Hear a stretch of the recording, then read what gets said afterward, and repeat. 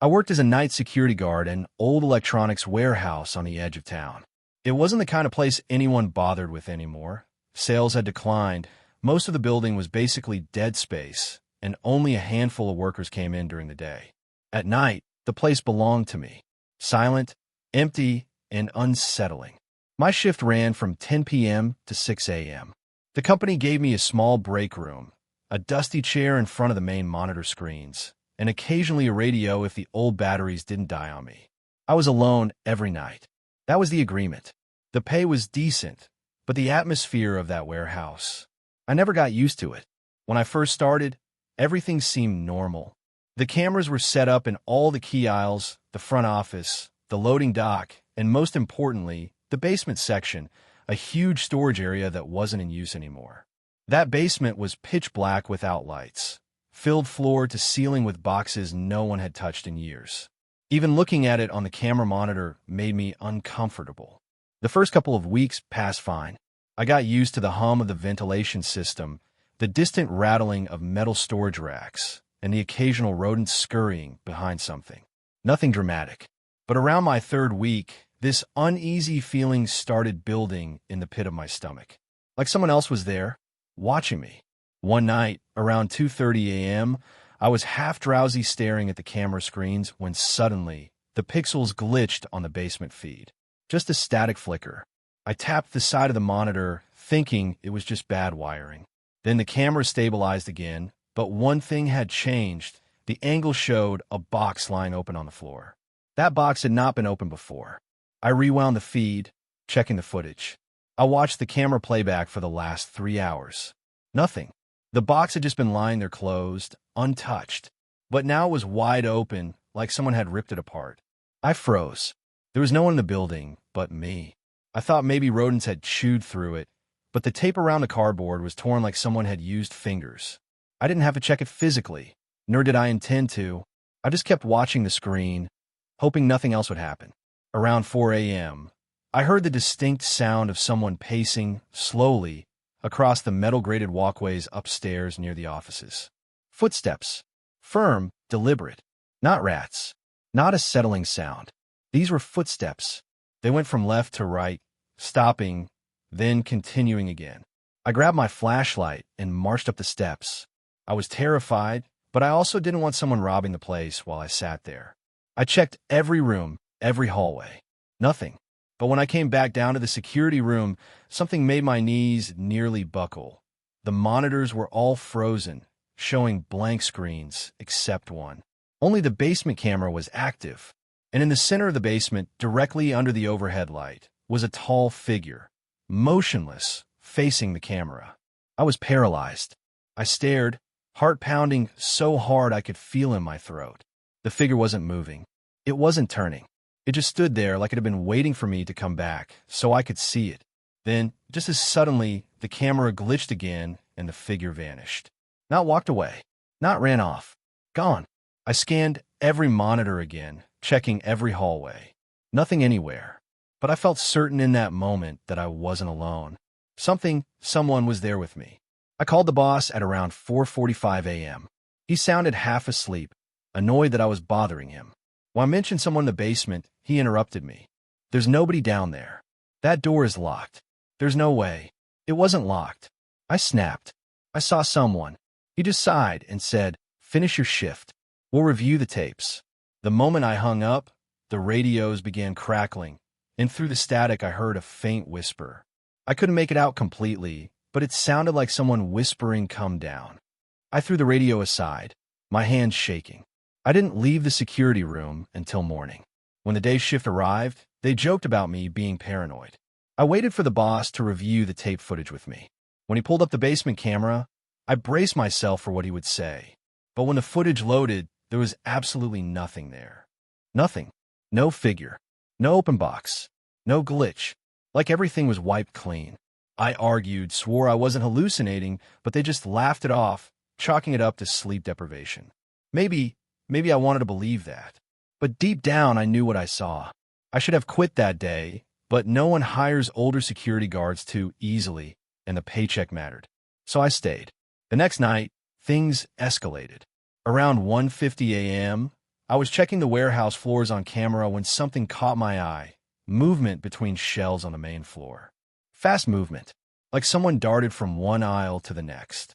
I zoomed the camera feed. Nothing. Then suddenly, two cameras glitched at once. All screens went black, and only one camera came back on. The basement. Except this time, lights in the basement were off. The image was dark, barely visible, but I could make out something on the floor, cardboard boxes scattered everywhere like someone had violently tossed them. I stared, frozen in disbelief. Suddenly, a long arm reached in a frame and dragged one of the boxes backward out of sight. Not pulled by an animal. Not pushed. Dragged. I stood up so fast my chair tipped over. My breath came in short gasps. All I could think was, whatever was down there wanted me to go look. It wasn't going to get me to do that. Instead, I walked over to the exit door, unlocked it, and stepped out for air. It was cold outside, but I welcomed it. I stood there breathing heavily for 5 minutes before forcing myself back in. When I stepped into the security room again, I froze dead in my tracks. There was a single cardboard box placed right in the center of the room. I swear it wasn't there before. Someone had put it there while I stepped outside. I nudged it with my flashlight. It was heavy. I carefully tore open the tape. Inside was something wrapped in an old cloth. When I unwrapped it, I nearly dropped it. A human shoe. Dirty. Torn. And it had dried blood along the heel. That moment confirmed everything I feared. Someone had died in that basement. Someone still roamed there. Someone didn't want me there. By sunrise, I resigned and never came back. 2 days later, I got a call from one of the day shift workers. He told me the basement had collapsed. Wooden beams and rusted supports had given way. While clearing debris, they found something sealed behind loose bricks. Old clothing, a rusted badge, a security uniform from 1997, and what the police confirmed were human remains. We never spoke about it again. But I know one thing. That figure who stared at the camera wasn't just haunting the warehouse. It wanted someone to find what was hidden. And now that someone knew, I pray it stopped there. Because sometimes the dead aren't looking to scare you. They're looking to be found. It started on my first week working the night shift at the old mall security office. I was excited at first. The pay was decent, and I liked the quiet. The mall closed at 10 p.m., and my shift ran until 6 a.m. The office itself was cramped, just a small room with a bunch of monitors showing every hallway, escalator, and store. It was mostly boring, at least at first. The first few nights went smoothly. I would walk the halls every hour, checking doors, making sure no one was trying to sneak in after hours. The mall's fluorescent lights flicker in places, but nothing I couldn't handle. I liked the emptiness, the quiet hum of the security cameras, the distant sound of the night janitors cleaning the floors, the occasional echo of a vending machine. Then the weirdness started. It was subtle at first, nothing I could point to and say, that's not right. On my fourth night, I was reviewing the cameras when I noticed a figure standing at the far end of the east corridor. I froze. No one was supposed to be there. I flipped through the camera angles, but it disappeared when I switched views. I thought I had just imagined it, but the chill crawling up my spine told me otherwise. I shrugged it off and continued my rounds. That night, as I passed the east corridor, I noticed something odd. The floor tiles were scratched, like someone had dragged their shoes. I turned my flashlight down the hall, but the corridor was empty. My heart raced, but I told myself it was just an old building settling. The next night, things got worse. I was in the office around 2 a.m., eating a sandwich and scrolling through my phone. One of the monitors flickered violently. I leaned in, and the screen showed the east corridor again, the same corridor I had walked earlier. At first, it was empty. Then, slowly, the figure appeared. A man, tall, wearing a hoodie, face shadowed, standing perfectly still. He didn't move, not a single twitch. I blinked. When I looked back, he was gone. I thought about calling the police, but then I remembered the mall manager saying that sometimes homeless people try to sneak in through the loading docks. Maybe it was one of them. I told myself it wasn't a big deal. Still, I couldn't shake the feeling of being watched. That night, while doing my rounds, I heard footsteps behind me. Slow, deliberate, echoing through the empty mall. I spun around, flashlight trembling in my hand. Nothing, just the sound of my own breath. I laughed nervously. Get a grip, I muttered to myself. But the sound followed me down every hallway, stopping whenever I stopped. I started walking faster, heart hammering. By the time I reached the office, I was sweating. The following night, I decided to test the cameras. I stayed in the office, watching every feed without leaving. Around 1:30 a.m., the lights in the west corridor flickered. I leaned closer to the monitor and froze. On the screen, the figure was standing at the end of the hall again. Only this time, he was closer. I hadn't seen him move, but somehow, he was nearer to the camera. I grabbed my radio and called the front desk. Did anyone see anything down the west hallway? The operator chuckled. It's just you tonight, kid. The mall's empty. I tried to shake it off, but something about the way he stood, completely still, almost unnatural, set my teeth on edge. The rest of the night passed slowly. I stayed glued to the monitors, jumping every time a light flickered or a shadow passed. By the end of the week, I was exhausted, but I had a routine now. Watch the monitors, walk the halls, ignore the feelings crawling up my spine. Then, on Friday night, everything changed. It was around 3 a.m. when the first incident happened. I was walking past the food court, shining my flashlight across the empty tables. Something caught my eye, a bag of trash moving on its own. I stopped. The bag twitched again. My stomach dropped. Then, slowly it lifted. Not just moved, lifted. Hovered about a foot off the ground. I blinked. Then it slammed back down with a loud thud. I ran to the nearest exit, thinking someone was playing a prank. But the door was locked. My radio crackled. Static at first, then a voice whispered, "You shouldn't be here." I spun around, flashlight trembling. Empty. The voice had come from the storage closet across the hall. I didn't have time to think. I ran back to the office. That night, I slept little, sitting in the security chair with my flashlight on the desk, pointing toward the hallway. Around 4:15 a.m., the monitors went black. Static. Then one feed flickered back to life, the east corridor. And there he was again, the figure, standing at the far end. Only this time, he moved, slowly, step by step toward the camera. My hand shook. I radioed for help. No response. My stomach twisted. Suddenly, the door to the office creaked. I turned, nothing. The lights flickered violently, then went out completely. The hum of the building fell silent, replaced by the pounding of my own heartbeat. I could hear footsteps in the dark, soft at first, then growing louder. Coming closer. I could feel him in the room. I grabbed the nearest weapon, a fire extinguisher, and swung it toward the sound. There was a crash, a hiss, then silence. My flashlight flickered back on, and I saw the office door wide open. I hadn't opened it.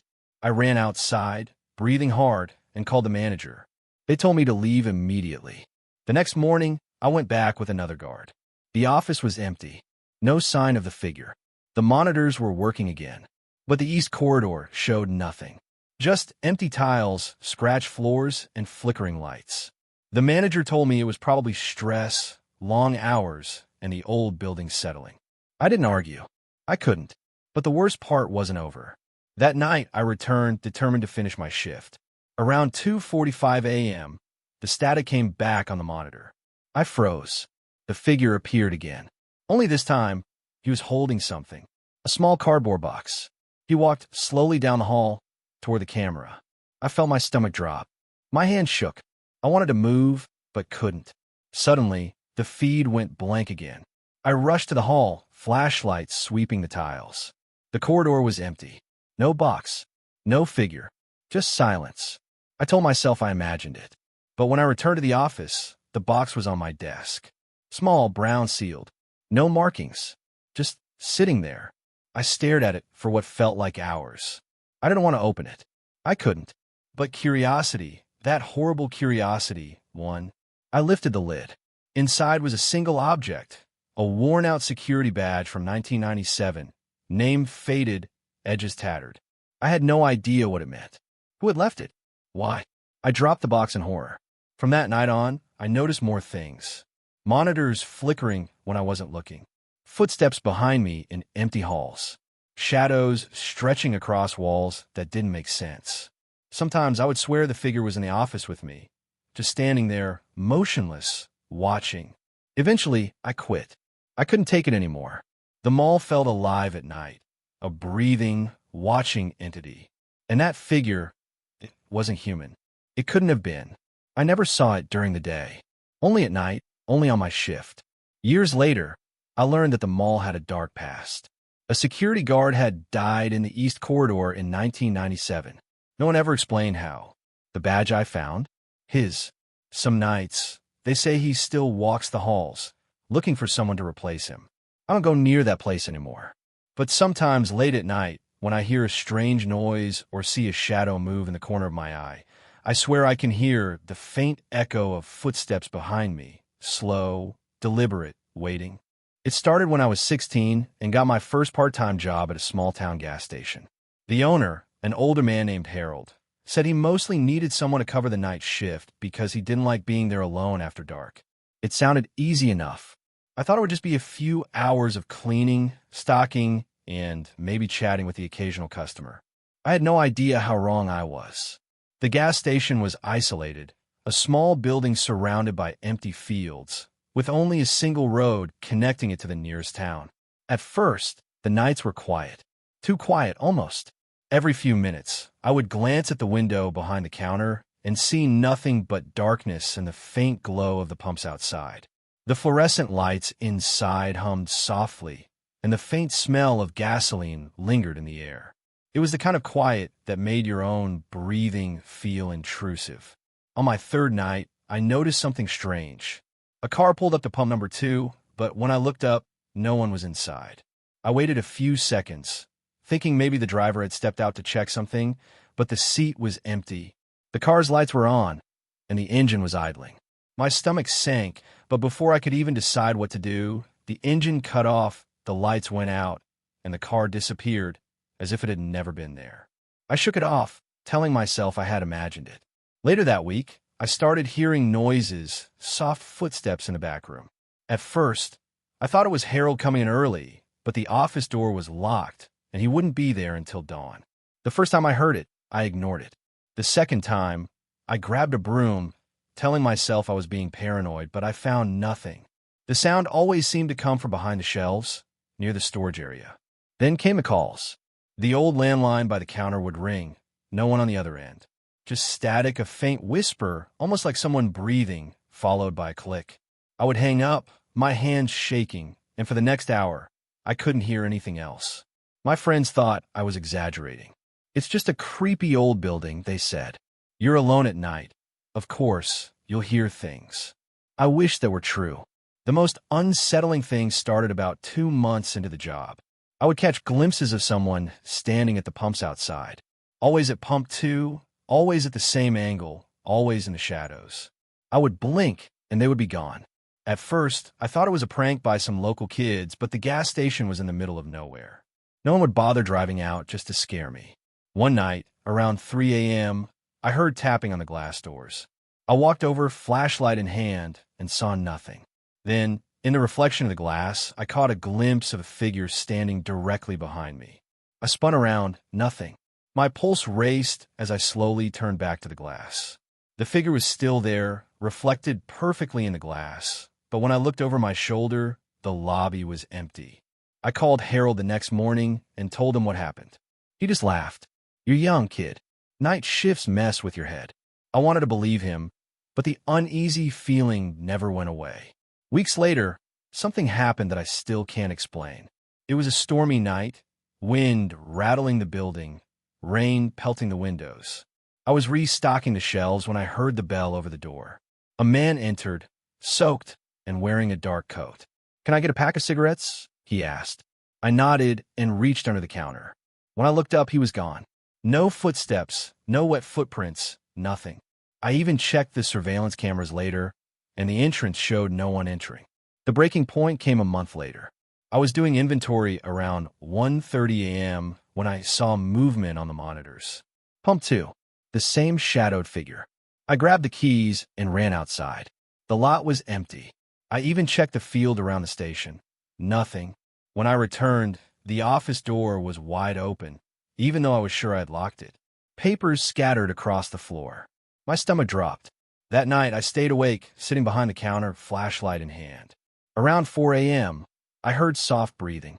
Not over the phone, not from the monitors right behind me. I turned slowly. A man, or at least something that looked like a man, stood in the corner. His face was hidden in shadow, but I could see his eyes glinting faintly in the dim light. "I know you're here," I whispered, trying to sound confident, though my voice shook. The figure didn't move. It just stood there, watching. Then the lights flickered and went out. The humming of the fluorescent bulbs stopped. I was plunged into darkness. My flashlight illuminated the figure. He was closer now, too close. I could hear his breathing, slow and deliberate, just a few feet away. And then, in a voice barely above a whisper, he said, "You shouldn't be here." I ran to the back door and threw it open. Rain poured in, lightning flashing across the lot. I didn't look back. I ran to my car, drove straight home, and quit the job immediately. Weeks later, I heard that Harold sold the gas station. The new owner called the police after experiencing similar disturbances. Surveillance footage captured strange anomalies. Doors opening by themselves, shadows moving without anyone present, and one clip showing a figure standing at pump 2, face obscured, staring directly at the camera. The police couldn't explain it. Even now, I avoid night shifts entirely. Driving past empty parking lots or gas stations at night gives me chills. Every so often, I swear I see a figure in the shadows. Pump 2, exactly where it had been that night. I never learned what it was or why it haunted that gas station, but I know one thing. Some places attract things that don't belong, and some jobs are better left unclaimed after dark.